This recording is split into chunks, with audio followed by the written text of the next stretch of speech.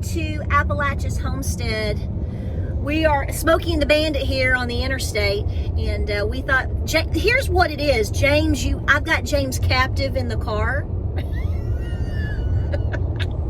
so he's sort of he doesn't have a choice but to talk about this. Actually, that's not true. Welcome to Appalachia's Homestead. Welcome back to the channel. We actually have talked about filming this video this weekend because this is a hot topic.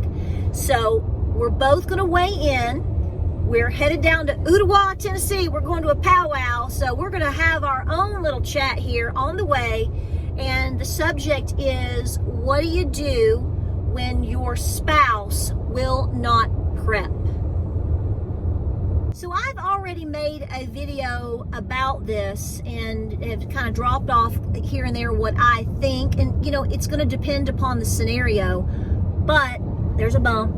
There's a bump. Here's another bump. But I wanted to get his perspective. And I will tell you that one of the most common themes that I'm seeing in a lot of comments these days is people talking about or are asking about what to do if their spouse does not prep or thinks that they are crazy or, you know, anything like that. So I brought it to James and I wanted to get his perspective. Now, again, I'll say this because I already know every scenario is going to be different. This is not a black and white, one-size-fits-all advice to give to anybody, because everybody's different, everybody's relationship is different, circumstances are different. So we know that, and so, you know, there may be times where we say something that it may or may not pertain to you, and we just want you to know that we're aware of that, and we want to make you aware of that. So, like I said, I get a lot of comments as James, as I'm bringing this to you and bumping around on I-75, what do you do? So here's the thing. So I have women, I will talk about this from a female perspective, and maybe you can talk about it from the male perspective. Is that, what other perspective would you talk about it from, right? So I think it depends upon the personality, and I will be honest, I have to be careful with what advice I give, because being a woman giving advice to other women, perhaps, I don't want to put, the first thing that I think of is I don't want to put a woman, especially if she has children, I do not want to put her in a dangerous situation. Because when we see comments without a full backstory, it's hard to really talk to the situation. Because I don't live in a marriage where James has ever questioned or pushed back on anything that I've done in terms of homesteading or preparing. Now, there might be times where, you know, I will want to buy something or I will want to do something. And obviously, we have a rule. If anything's over $5, we've always had this rule, haven't we? The $5 rule. Unless there are no-brainers. If I have to go buy groceries today, I'm going to buy groceries. If I need to get gas in the car, okay. But when it comes to certain items that maybe we debate, if anything's over $5, we always say, financially, we always come to each other and go, I'm going to get this, or I'm going to do this, what do you think, what do you think? And we always talk it out. But other than that, if I feel like I need to get extra beanie weenies and rice and whatever to put on the pantry shelf, James has never questioned it. James has never pushed back. He's in agreement. So my point here is I don't want to give advice from a female perspective to another female and maybe she's in an abusive relationship, because see, we don't get that information necessarily. You know, I don't want to say I'm going to heck with that, I'm going to feed my kids. Yes, that's what I'm going to say, because that's my attitude. Because I'm not going to be pushed around like that. But at the same time, I understand that other women may not have that same personality, and I don't want to encourage them to go do something and then something tragic happen tonight or tomorrow. So I always am hesitant in how I deliver this. But if you're asking me personally, how do I feel about it? I don't understand the position of not wanting to prepare to begin with. So, especially when you have a scenario where you're trying to take care of yourself, children, elderly, etc. And so therefore, if you have a spouse that is basically forbidding you to do it, well, what else is he doing? I mean, I'm just going to be honest with you. So to me, this may not necessarily be a prepping issue. This is a relationship issue. So I think that needs to be evaluated first. But I'm just going to come out of the gate headstrong, and James, you can correct any of this or tell them I'm lying. I'm not going to be told that I can't buy extra food, extra toilet paper, extra toothpaste, extra things to help prepare my home, because I feel like I do my due diligence in trying to use these items and be resourceful with these items. And at the end of the day, if all else fails and the sky doesn't fall, then he knows and I know that I'm going to be donating these things.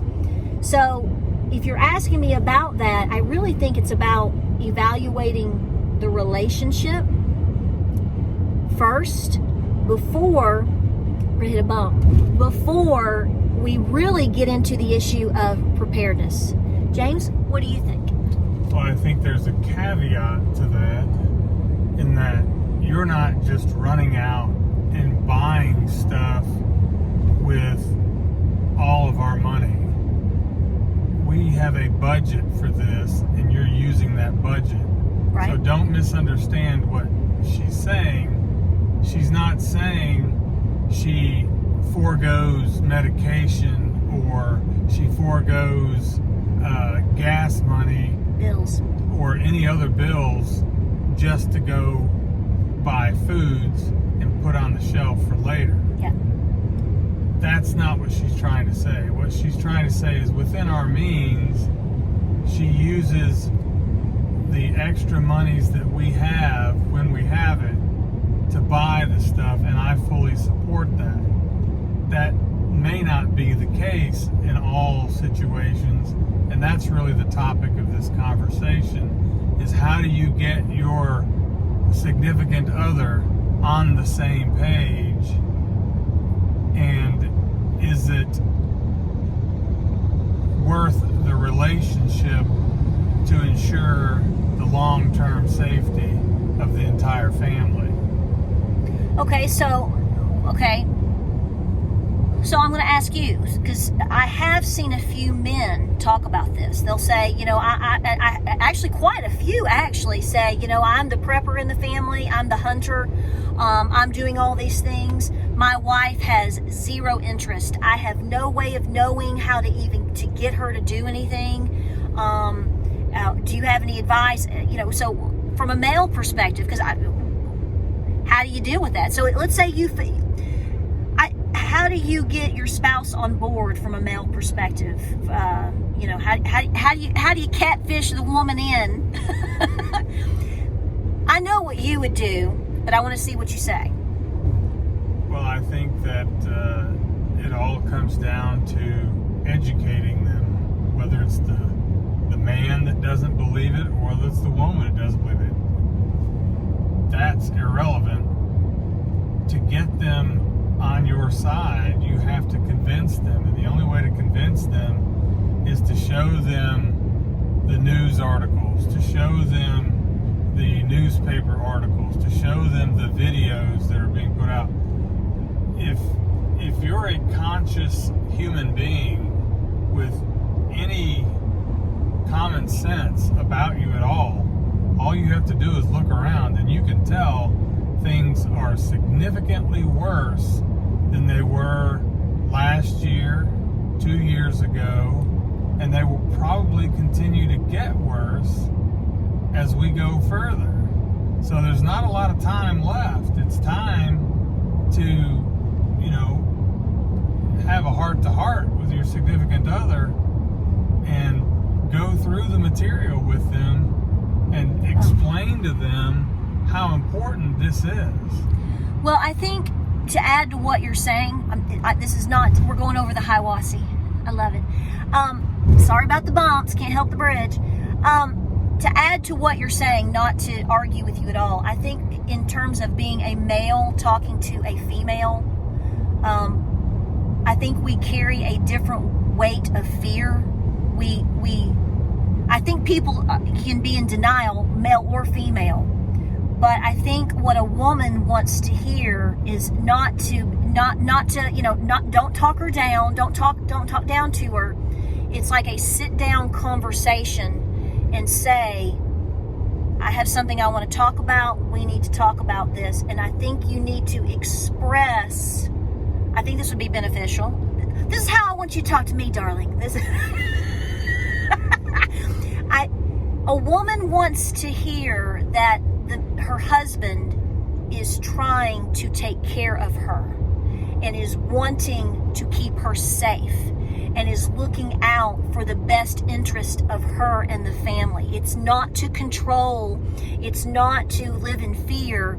It is to do his due diligence as the head of the household, the man of the family, and saying, we need to come together and put our minds together because this is what we need to do as a family to be safe. This is what, come at it from a very calm approach, and say, I need your help. Because we all know 9 times out of 10 that even though the man here in this scenario might be the one that wakes up first and wants to be the doer, a lot of women have some very mad organizing skills. So I don't want to say like you're trying to dangle something bright in her face and distract her and get her and to manipulate her and get her busy. But I'm saying women like to feel like their talents are being utilized too. This is not just a, by George, I'm the man of the household and this is what we're going to do today and you're going to do it, little lady. No. We're in this together. I want to protect you. I want to protect our family, but we all have to work together. And these are the talents that you have. This is what you bring to the table. We're all very different people, but we're getting into this like Mars and Venus type talk, but women don't want to be pushed around like that. And so that, I think that would be a good approach. I mean, this is a big conversation, so I'm just kind of sprinkling on that. Just on the flip, I think a woman needs to tell the man, I want you to protect me. I want us to work together. I want us to be in this together as a family. I feel scared or left out or alone because I feel like I'm trying to manage our family from a protection standpoint, and you're not here with me doing it. So we can argue about all the things that in discussions of today, but fundamentally at the end of the day, men and women approach these type of scenarios very differently. I might be here sitting here talking my head off like I am and acting like I'm gung-ho and a bull in a china shop and I'm not going to be bossed around or whatever, but I want a strong male lead to be on my side and I'm on his side and we're working together, but we have our roles. So I really think this comes down to a lot of relationship issues. But to close it out, I have seen women say, my husband is against it and he doesn't know it, but I'm still doing it. I'm not going crazy, but I'm still putting things away. So I don't think that necessarily it's stopping anybody. But I do encourage you to talk with your spouse because you're both going to have to be awake. You're both really needing to be in agreement. And as he already said, you already need to be proactive. This is not something that you debate about and hem-haw around and think about it for a month or two. I'll let you tell me, do you really have that time? I'm going to argue you don't. You do not. You do. Okay. So any final words, Mr. Marlowe? Teamwork is the best way to success and survival. All right, guys, so we're getting into heavy traffic. We hope this helped you. I know you're going to comment down in the comment section. Do the best that you can. Communicate. Please don't be in a situation that could endanger you. Like I said, I'm going to say this in closing. If you're in a situation where buying extra food for your pantry could cause physical abuse, hardcore abuse in your relationship. This is not the first time you've been to the rodeo, and you need to reevaluate. James, what is it you said the other day? Is that somebody? Yeah, I said that. Is that someone you want to spend the apocalypse with? I mean, if it's bad now, if it's abusive now, when the stresses increase, it's only going to get worse. There you go. Well, folks, we hope you found this helpful. We appreciate you being here. We're in a traffic jam. So what's new? We appreciate you being here, and we have more videos on the way. Like, subscribe, and share. I don't know, what y'all doing? Where are we at? We're in Cleveland. What y'all doing down here? Something all the time. Whoa. We'll see you guys on the next video.